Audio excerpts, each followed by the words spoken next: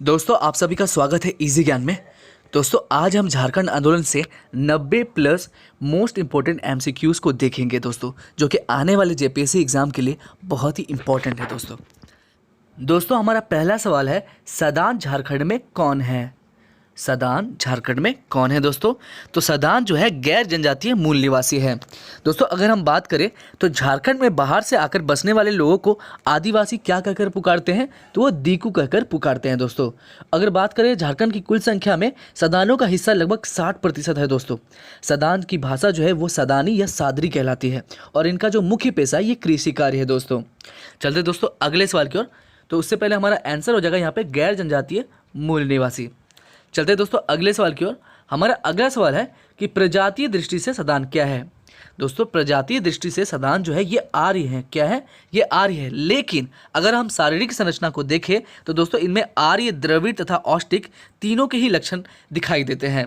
लेकिन प्रजातीय दृष्टि से सदान क्या है? ये आर्य है। लेकिन अगर हम शारीरिक संरचना से देखें तो वो आर्य, द्रविड़ और औष्टिक तीनों ही लक्षण इनमें दिखाई देते हैं। इनका रंग गोरा है, सांवला है तथा काला तीनों प्रकार का है। साथ ही इनकी लंबाई जो है नाटी, मध्यम तथा अधिक तीनों ही है। चलते दोस्तों अगले सवाल की ओर। हमारा अगला सवाल है कि सदानों की धार्मिक मान्यता के अनुसार कौन सा कथन सत्य है दोस्तों? तो सदानों की धार्मिक मान्यता के अनुसार जो है सदान सूर्य और मनसा के उपासक हैं, यही कथन सत्य है दोस्तों।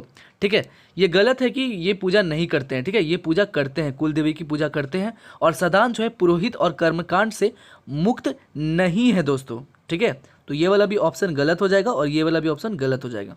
चलते दोस्तों अगले सवाल की ओर। हमारा अगला सवाल है कि सदान समाज जो है ये क्या है दोस्तों? तो सदान समाज जो है ये पितृसत्तात्मक है। ठीक है, सदान का जो समाज है वो कैसा है? पितृसत्तात्मक है दोस्तों सदानों की समाज तो पितृसत्तात्मक है ही, परंतु यहाँ पे मातृ एवं पितृकुल में वैवाहिक संबंध जो है वर्जित है दोस्तों। चलते दोस्तों अगले सवाल की ओर। हमारा अगला सवाल कहता है कि चेर कहाँ के शासक थे? चेर जो है कहाँ के शासक थे दोस्तों? तो ये पलामू के शासक थे। कहाँ के? पलामू के शासक थे चेर। दोस्तों हमारा अगला सवाल है कि जमशेदपुर के Tata iron and steel workers के मजदूरों ने हड़ताल की थी कब दोस्तों? तो दोस्तों अगर हम बात करें तो 1928 ईस्वी में ही Tata iron and steel workers की हड़ताल हुई थी, जिसको समाप्त कराने में सुभाष चंद्र बोस का महत्वपूर्ण योगदान रहा था दोस्तों। उन्होंने मजदूर तथा मिल प्रबंधक के बीच समझौता कराने में अपनी अग्रणी भूमिका निभाई थी दोस्तों। ठीक है, तो हमारा आंसर हो जाएगा 1928 दोस्तों। ठीक है, तो 1928 में ही जमशेदपुर के टाटा आयरन एवं स्टील वर्कर्स के मजदूरों ने हड़ताल की थी दोस्तों। चलते दोस्तों अगले सवाल की ओर। हमारा अगला सवाल है कि महात्मा गांधी जो है पहली बार झारखंड कब आए थे दोस्तों? तो दोस्तों अगर हम बात करें तो महात्मा गांधी का जो है झारखंड में वैसे तो कई बार आना जाना हुआ। ठीक है, कई बार वो आए, 1917 से 1940 के बीच वो आते रहे।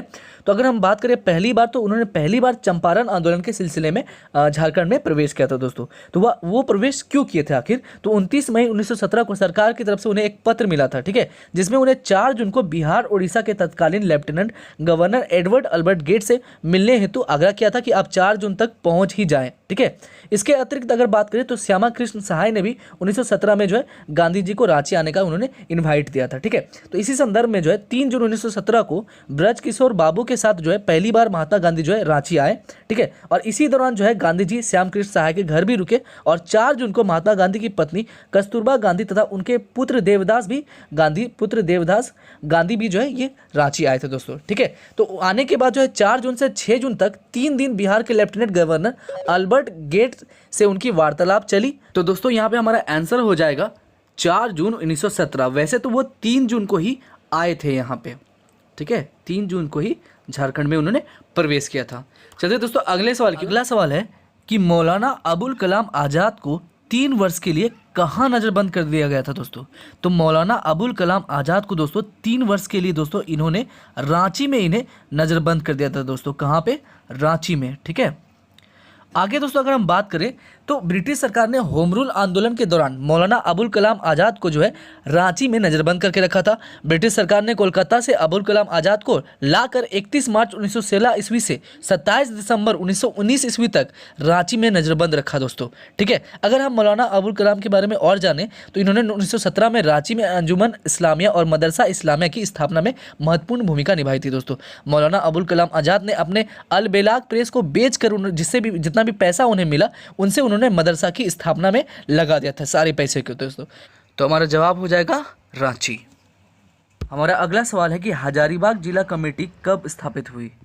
हजारीबाग जिला कमेटी जो है अर्थात हजारीबाग जिला कांग्रेस कमेटी का जो स्थापना है ये कब हुआ दोस्तों हजारीबाग जिला कमेटी का स्थापना हुआ 1920 में। ठीक है, 1920 में केवल हजारीबाग जिला का कांग्रेस कमेटी ही स्थापित नहीं हुई बल्कि 1920 में रांची जिला कमेटी भी स्थापित हुई, कांग्रेस कमेटी भी स्थापित की गई। ठीक है, तो सबसे पहले 1919 ईस्वी में पलामू में जिला कांग्रेस कमेटी की स्थापना हुई।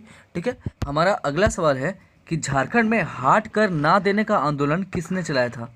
तो झारखंड में हाट कर ना देने का आंदोलन जो चलाया था विष्णु माधुरी ने। ठीक है, विष्णु माहुरी ने। दोस्तों सिंहभूम के आदिवासियों ने 1924 ईस्वी में विष्णु माहुरी के नेतृत्व में हाट कर ना देने हेतु आंदोलन चलाया था। अगला सवाल है कि झारखंड में किन जिलों में 26 जनवरी 1930 को पूर्ण स्वाधीनता दिवस मनाया गया था। झारखंड में किन जिलों में 26 जनवरी 1930 को पूर्ण स्वाधीनता दिवस मनाया गया। वैसे बात करें तो झारखंड के सारे ही जिलों में जो है पूर्ण स्वाधीनता दिवस जो है ये मनाया गया था। ठीक है, खास करके 26 जनवरी 1930 को जो है रांची में डॉक्टर पूर्णचंद्र मित्रा ने जो है स्वाधीनता दिवस मनाने के अवसर पर राष्ट्रीय ध्वज को फहराया था। इस कार्यक्रम का आयोजन जो है तरुण संघ नामक संगठन द्वारा किया गया था। तो हमारा आंसर हो जाएगा झारखंड के सभी जिलों में। ठीक है, झारखंड के सभी जिलों में ही 26 जनवरी 1930 को पूर्ण स्वाधीनता दिवस मनाया गया था। अगला सवाल है कि जवाहर दिवस का आयोजन कब किया गया था। जवाहर दिवस का जो आयोजन है ये कब किया गया था। तो हमारा जवाब हो जाएगा 16 नवंबर। ठीक है, 16 नवंबर को ही जमशेदपुर के गोलामुरी मैदान में झंडा फहराकर जो है जवाहर दिवस मनाया गया था और इसी कार्यक्रम के दौरान जो है अंग्रेजों ने लाठी चार्ज कर दिया था और कई लोगों को गिरफ्तार कर लिया गया था दोस्तों। अगला सवाल है कि सविनय अवज्ञा आंदोलन के समय डॉक्टर राजेंद्र प्रसाद को किस जेल में रखा गया था। तो सविनय अवज्ञा आंदोलन के समय जो है डॉक्टर राजेंद्र प्रसाद को हजारीबाग जेल में रखा गया था। किस जेल में? हजारीबाग जेल में रखा गया था दोस्तों अगर हम बात करें तो 2 जुलाई 1930 को नंद किशोर प्रसाद और गोवर्धन लाल वाजपेयी को गिरफ्तार कर लिया गया था। उसी के कुछ दिनों के बाद जो है बिहार के डॉक्टर राजेंद्र प्रसाद को भी हजारीबाग जेल भेज दिया गया था दोस्तों। इस तरह से लगभग धीरे धीरे हजारीबाग मतलब 1930 ईस्वी के अंत तक हजारीबाग जिला में 137 लोगों को जेल भेजा जा चुका था दोस्तों। चलते हैं अगले सवाल की ओर। हमारा अगला सवाल है कि महात्मा गांधी जो है अंतिम बार रांची कब आए थे। महात्मा गांधी जो है अंतिम बार रांची कब आए थे। वैसे तो दोस्तों इसका जो आना जाना रहा 1917 से 1940 ईस्वी तक ही, तो इसीलिए हमारा आंसर हो जाएगा 1940। अंतिम बार रांची वो 1940 ईस्वी में ही आए थे। हमारा अगला सवाल है कि भारतीय राष्ट्रीय कांग्रेस का 53वां वार्षिक अधिवेशन कहाँ शुरू हुआ था। दोस्तों भारतीय राष्ट्रीय कांग्रेस का 53वां वार्षिक अधिवेशन जो है ये रामगढ़ में शुरू हुआ था। ठीक है, ये जो पहला और एकमात्र अधिवेशन था। ठीक है, भारतीय राष्ट्रीय कांग्रेस का 53वां जो अधिवेशन है इसका आयोजन झारखंड के रामगढ़ में हुआ 19 से 20 मार्च के बीच 1940 ईस्वी में हुआ था। ठीक है दोस्तों, इस अधिवेशन के अध्यक्ष जो कौन थे? मौलाना अबुल कलाम आज़ाद थे। इस अधिवेशन के बाद 1941 से 45 तक कोई कांग्रेस अधिवेशन हुआ ही नहीं। ठीक है, जिसके कारण मौलाना अबुल कलाम आज़ाद ही लगातार 6 वर्षों तक जो है कांग्रेस के अध्यक्ष बने रहे। और अधिवेशन के दौरान अगर हम बात करें तो रामगढ़ में कांग्रेस के मुख्य द्वार का नाम जो है बिरसा मुंडा के नाम पर रखा गया और सभा स्थल का नाम जो है मजहर उल हक के नाम पर रखा गया था दोस्तों। चलते हैं दोस्तों अगले सवाल की ओर। हमारा अगला सवाल हमसे कहता है कि कांग्रेस के रामगढ़ अधिवेशन की अध्यक्षता किसने की थी। तो दोस्तों किसने की थी? मौलाना अबुल कलाम आज़ाद ने की थी। ठीक है, तो कांग्रेस के रामगढ़ अधिवेशन की अध्यक्षता किसने की थी? तो मौलाना अबुल कलाम आज़ाद ने की थी दोस्तों। इन्होंने लगातार 6 वर्षों तक ये कांग्रेस के अध्यक्ष बने रहे थे दोस्तों। कितने वर्षों तक? लगातार 6 वर्षों तक। ठीक है, और रामगढ़ का जो अधिवेशन है ये पहला और एकमात्र अधिवेशन था झारखंड में राष्ट्रीय कांग्रेस का। ठीक है। अगला सवाल है कि 14 अगस्त 1942 ईस्वी को किस जिला स्कूल के विद्यार्थियों ने जुलूस निकालकर भारत छोड़ो आंदोलन की शुरुआत की थी दोस्तों? तो दोस्तों रांची जिला के ही, ठीक है, विद्यार्थियों ने जुलूस निकालकर जो है 14 अगस्त 1942 ईस्वी को एक घमासान जुलूस निकालकर जो है भारत छोड़ो आंदोलन की शुरुआत की थी दोस्तों। वैसे बात करें तो 14 अगस्त 1942 को ही जितने भी विद्यार्थी ने जुलूस निकाला था सभी को जो है गिरफ्तार कर लिया गया था दोस्तों। ठीक है, तो हमारा जवाब हो जाएगा रांची। दोस्तों हमारा अगला सवाल है कि 1913 में, ठीक है, 1913 ईस्वी में किसके नेतृत्व में मानगढ़ आदिवासी आंदोलन शुरू हुआ था? ठीक है, 1913 ईस्वी में किसके नेतृत्व में मानगढ़ आदिवासी आंदोलन शुरू हुआ था दोस्तों? तो नायक गिरोह के नेतृत्व में ही जो है मानगढ़ आदिवासी आंदोलन शुरू हुआ था। किसके नेतृत्व में? नायक गिरोह के नेतृत्व में 1913 ईस्वी में जो है मानगढ़ आदिवासी आंदोलन जो है ये शुरू हुआ था दोस्तों। आगे बात करें तो हमारा अगला क्वेश्चन है कि हजारीबाग का, ठीक है, हजारीबाग का जतीन बागा किसे कहा जाता है? ठीक है, हजारीबाग का जो जतीन बागा किसे कहा जाता है दोस्तों? तो दोस्तों हजारीबाग के संत कोलंबो महाविद्यालय के छात्र राम विनोद सिंह को ही हजारीबाग का जतीन बागा कहा जाता है। ठीक है, और राम विनोद सिंह को 14 नवंबर 1918 को गिरफ्तार कर लिया गया था, जिसके खिलाफ हजारीबाग में छात्रों द्वारा जो है प्रदर्शन किया गया था। ठीक है, तो हमारा जवाब हो जाएगा राम विनोद सिंह। ठीक है, राम विनोद सिंह कौन थे दोस्तों? तो ये हजारीबाग के संत कोलंबो महाविद्यालय के छात्र थे। चलते हैं अगले सवाल की ओर। हमारा अगला सवाल है दोस्तों कि तिलका मांझी ने किसको अपने तीर का लक्ष्य बनाकर मार डाला था दोस्तों? तो किसको मार डाला था? तो क्लीवलैंड को। ठीक है, क्लीवलैंड को ही तिलका मांझी ने अपने तीर का लक्ष्य बनाकर दोस्तों इन्होंने उसे मार डाला था दोस्तों। अगला सवाल हमसे कहता है कि तिलका मांझी को अंग्रेजों द्वारा, ठीक है, किस वर्ष गिरफ्तार कर लिया गया था दोस्तों? तो तिलका मांझी को अंग्रेजों द्वारा किस वर्ष गिरफ्तार कर लिया गया था? तो आज 1785 ईस्वी में जो है तिलका मांझी को अंग्रेजों द्वारा गिरफ्तार कर लिया गया था। हमारा अगला सवाल है दोस्तों कि तिलका मांझी को अंग्रेजों द्वारा फांसी कहाँ दी गई थी? तिलका मांझी को अंग्रेजों द्वारा जो फांसी दोस्तों कहाँ दी गई थी? तो इन्हें भागलपुर में दी गई थी। भागलपुर में ही तिलका मांझी को क्या बोलते हैं, फांसी दी गई थी दोस्तों। चलते हैं अगले प्रश्न की ओर दोस्तों। हमारा अगला प्रश्न कहता है कि बिरसा मुंडा का जन्म कब हुआ था दोस्तों? कहता है कि बिरसा मुंडा का जन्म जो है कब हुआ था दोस्तों? तो इनका जन्म हुआ था 15 नवंबर 1875 ईस्वी को। कब हुआ था?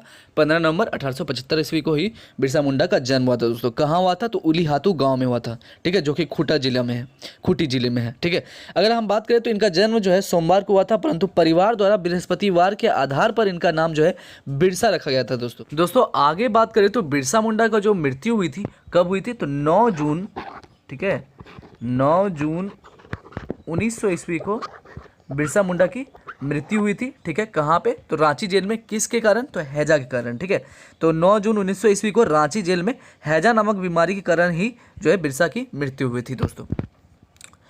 चलते हैं दोस्तों अगले सवाल की ओर। हमारा अगला सवाल है दोस्तों कि अंग्रेज सरकार ने बिरसा की गिरफ्तारी पर कितने रुपए का इनाम रखा था दोस्तों? तो अंग्रेज सरकार ने बिरसा की गिरफ्तारी पर कितने रुपए का इनाम रखा था? तो इन्होंने 500 रुपए का इनाम रखा था अंग्रेज सरकार ने बिरसा की गिरफ्तारी पर। ठीक है दोस्तों, और दोस्तों बस 500 के ही लालच में, ठीक है, जगमोहन सिंह के आदमी वीर सिंह महली ने इनका गिरफ्तार करवा दिया दोस्तों। चलते दोस्तों अगले सवाल की ओर। हमारा अगला सवाल है दोस्तों कि अंग्रेज सरकार ने बिरसा मुंडा की मौत का कारण क्या बताया था दोस्तों? अंग्रेज सरकार ने बिरसा मुंडा का मौत का कारण क्या बताया था दोस्तों? इन्होंने मौत का कारण बताया था हैजा। ठीक है, क्या बताया था? हैजा ही बताया था अंग्रेज सरकार ने बिरसा मुंडा की मौत का। दोस्तों अगला सवाल है कि बिरसा मुंडा की मृत्यु जो है कब हुई थी दोस्तों? तो बिरसा मुंडा की मृत्यु कब हुई थी? 9 जून 1900 ईस्वी को बिरसा मुंडा की मृत्यु हुई थी। कहाँ पे? तो ये रांची जेल में हुई थी। ठीक है, 9 जून 1900 ईस्वी को रांची जेल में इनकी मृत्यु हो गई थी दोस्तों। चलते हैं दोस्तों अगले सवाल की ओर। हमारा अगला सवाल कहता है कि बिरसा मुंडा ने मुंडा समाज में सुधारवादी आंदोलन चलाया था और किसके प्रवर्तक बने थे दोस्तों? हमारा सवाल कहता है कि बिरसा मुंडा ने जो है सुधारवादी आंदोलन चलाया था और किसके प्रवर्तक बने थे? तो दोस्तों सबसे पहले बता दें तो 1895 ईस्वी में उन्होंने स्वयं को जो है सिंगबोंगा का दूत घोषित किया था। ठीक है, और उसके बाद जो उन्होंने नए पंथ की शुरुआत की थी जिसका नाम था बिरसाइत पंथ। क्या नाम था? बिरसाइत पंथ। तो हमारा जवाब हो जाएगा बिरसाइत पंथ। तो चलते दोस्तों अगले सवाल की ओर। हमारा अगला सवाल है कि झारखंड में सर्वप्रथम यूरोपियन का आगमन कब हुआ था?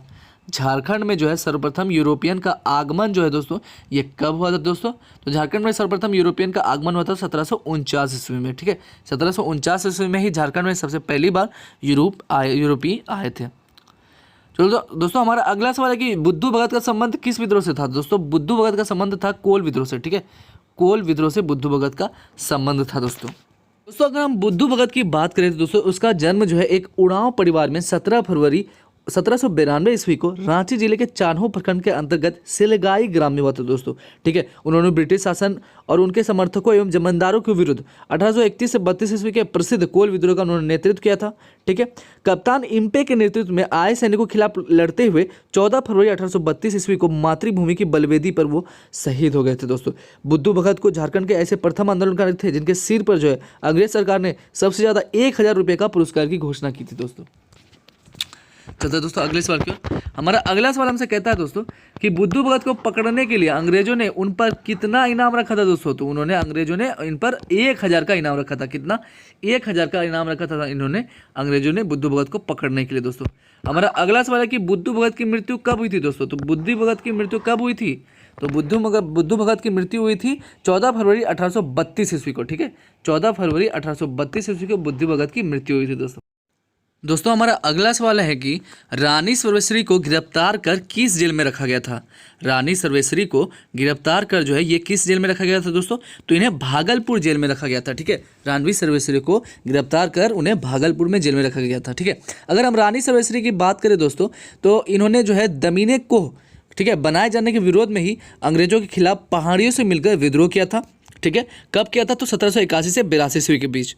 रानी सर्वेश्वरी जो है संथाल परगना जिला के महेशपुर राज्य की रानी थी। दोस्तों हमारा अगला सवाल है कि सिद्धू कान्हू को फांसी की सज़ा कब दी गई थी दोस्तों। सिद्धू कान्हू को फांसी की सज़ा कब दी गई थी दोस्तों। दोस्तों अगर हम सिद्धू की बात करें दोस्तों इसे जो है 5 दिसंबर ठीक है 5 दिसंबर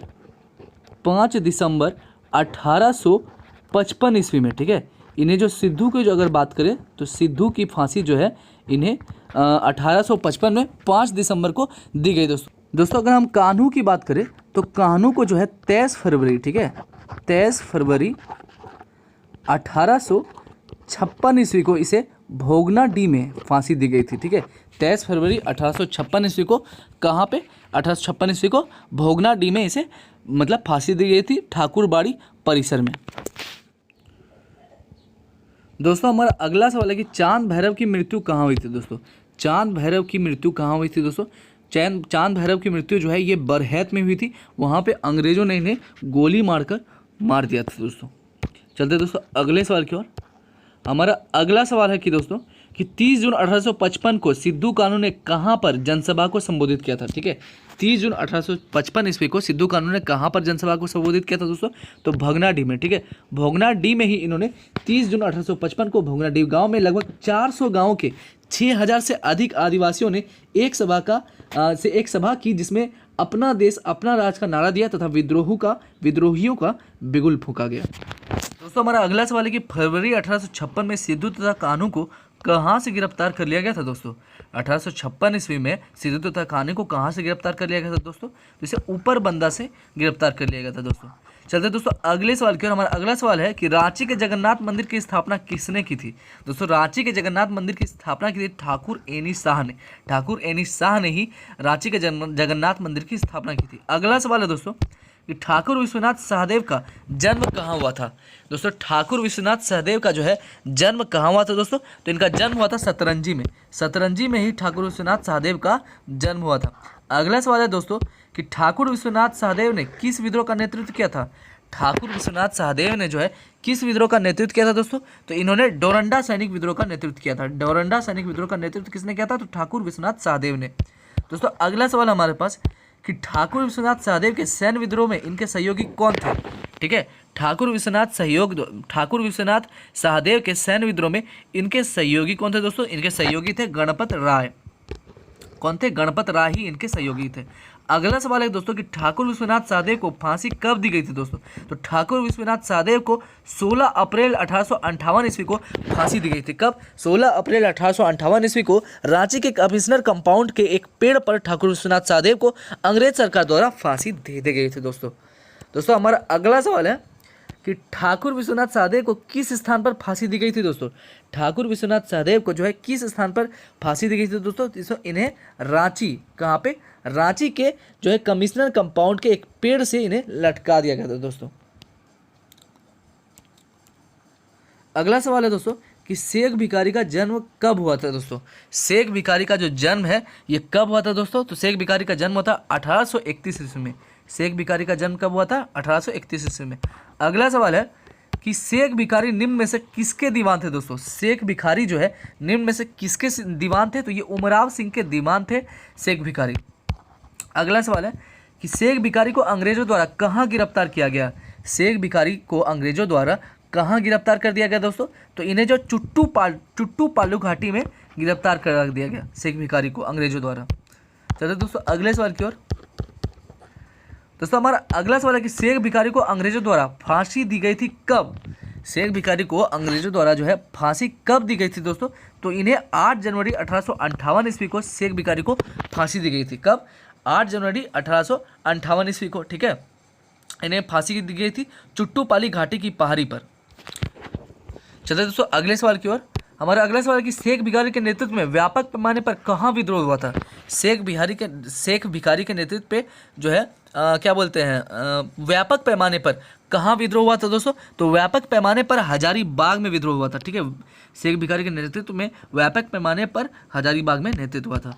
दोस्तों अगला सवाल और बहुत ही इंपॉर्टेंट सवाल है कि टिकैत उमराव सिंह का जन्म किस गाँव में हुआ था। ठीक है, टिकैत उमराव सिंह का जो जन्म है ये दोस्तों किस गांव में हुआ था दोस्तों, तो इनका जन्म देखो खटंगा में हुआ था। ठीक है, खटंगा गांव में हुआ था टिकैत उमराव सिंह का जन्म। ठीक है, टिकैत उमराव सिंह जो ओरमांझी के 12 गांव के जमींदार थे। ठीक है, ये जो है 12 गांव के जमींदार थे। अंग्रेजों द्वारा विद्रोहियों में भय उत्पन्न करने हेतु कैप्टन मैकडोनल्ड की मद्रासी सेना की सहायता से टिकैत उमराव सिंह को उनके दीवान शेख भिखारी एवं भाई घासी सिंह के साथ गिरफ्तार कर लिया गया था दोस्तों। और 8 जनवरी 1858 को टिकैत उमराव सिंह को भी रांची के टैगोर हिल के पास उन्हें फांसी दे दी गई थी दोस्तों। ठीक है, तो हमारा अगला सवाल है कि टिकैत उमराव सिंह को फांसी कब दे दी गई थी दोस्तों। ठीक है, तो टिकैत उमराव सिंह को फांसी कब दी गई थी दोस्तों, तो 8 जनवरी 1858 ईस्वी को। ठीक है, 8 जनवरी 1858 ईस्वी को जो है इन्हें फांसी दी गई थी। तो यहाँ पर लिख लेते हैं 8 जनवरी। ठीक है, 8 जनवरी 1858 ईस्वी को टिकैत उमराव सिंह को फांसी दी गई थी दोस्तों। कहाँ पे, तो रांची के टैगोर हिल में। कहाँ पे, रांची के टैगोर हिल में।